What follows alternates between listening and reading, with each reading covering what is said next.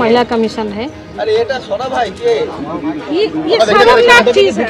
Madam को अपना I card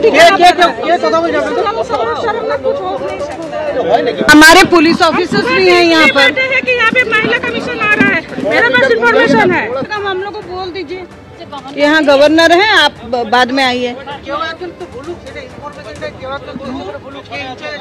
कोई नहीं बोलने से क्या हम लोग ऐसे ही खड़े रहेंगे क्या? 3 है जो कि उड़ीसा महिला कमीशन से आए हैं, मैडम चेयरपर्सन है, हम दोनों ऑफिसर हैं। तो हमें आप कम से कम हम नहीं चाहते हैं कि आप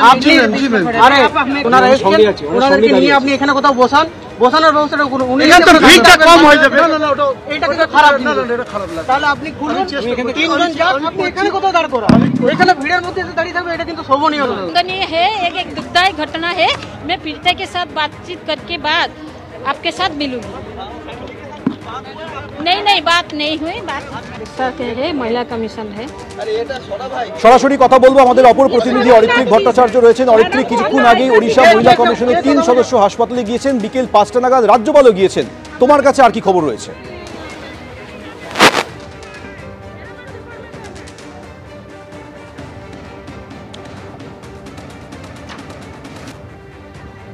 আমরা কথা বলবো আমাদের প্রতিনিধির সঙ্গে। 3 জন সদস্যকে ঢুকতে দেওয়া হয়, তারা হেঁটেই হাসপাতালে যান এবং এই মুহূর্তে তারা অপেক্ষা করছেন। ভিতরে রয়েছেন রাজ্যপাল সিভি আনন্দ বোস। বিকেল 5টা নাগাদ রাজ্যপাল আসেন, আর কিছুক্ষণ আগেই ওড়িশা মহিলা কমিশনের সদস্যরা হাসপাতালে ঢুকতে গেলে প্রথমে নিরাপত্তারক্ষীদের বাধার মুখে পড়েন, তারপর তারা কথা বলার পর 3 জন সদস্য হাসপাতালে গিয়েছেন। এই মুহূর্তে তারা অপেক্ষা করছেন।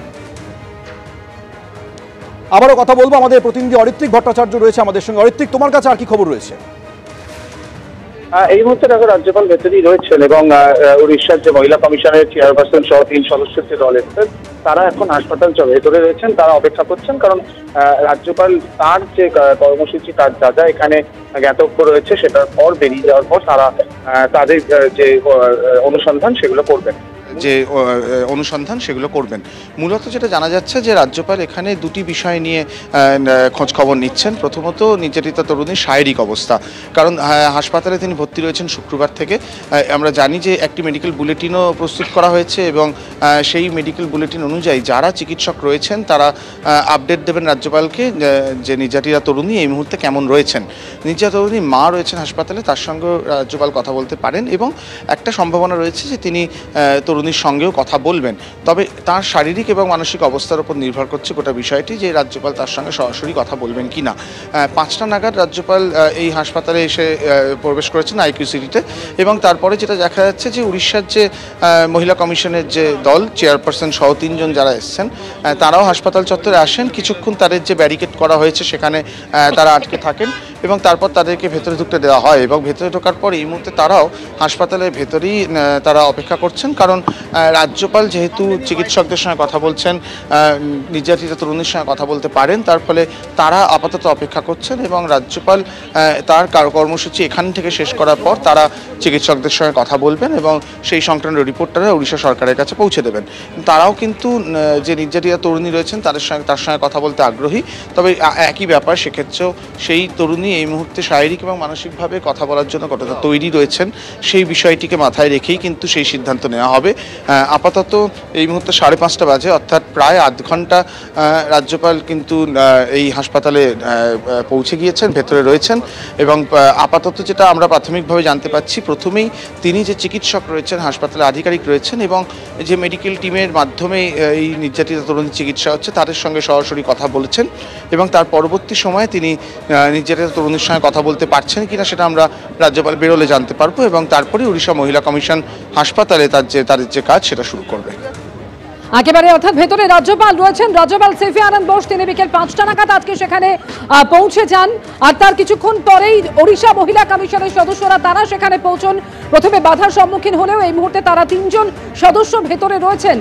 যদি সম্ভব হয় নির্যাতিতার সঙ্গে তারা কথা বলবেন সেটাও তারা জানিয়েছেন। আর এবার আপনাদের শোনাবো যে রাজ্য মহিলা কমিশনের চেয়ারপারসন লীনা গঙ্গোপাধ্যায় কি বলেছেন।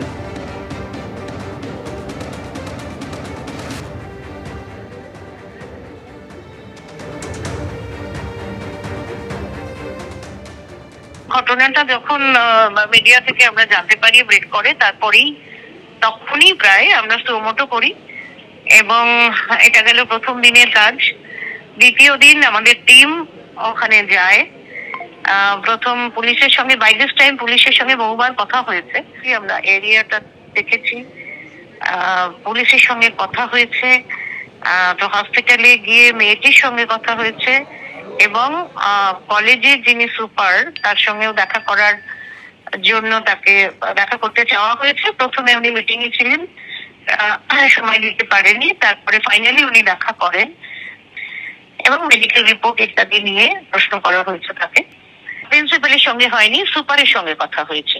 আজকে আমাদের তরফ থেকে একটা চিঠি পাঠানো হচ্ছে। কালকে প্রাথমিক কথা হয়েছে, সেটা তো ভার্বাল কমিউনিকেশন। আজ আমরা অফিসিয়ালি একটা মেল করে দিয়েছি। সেখানে প্যাট্রোলিং আরো অনেক বেশি হওয়া উচিত এবং কলেজের পক্ষ থেকেও সিকিউরিটির জায়গাগুলো আরো বেশি স্ট্রং এবং স্ট্রিনজেন্ট হওয়া উচিত। এর সঙ্গে নির্ভর করছে না একটি ছাত্রী বেরোবে কি বেরোবে না, কিন্তু সিকিউরিটিটা থাকা দরকার, যাতে সে বেরোলেও নিশ্চিন্তে বেরোতে পারে, সেই ব্যবস্থাটুকু থাকা দরকার। যে কেউই আসতে পারেন, তো যে কোনো উইং যারা এই কাজগুলোর সঙ্গে যুক্ত তারা আসতে পারেন।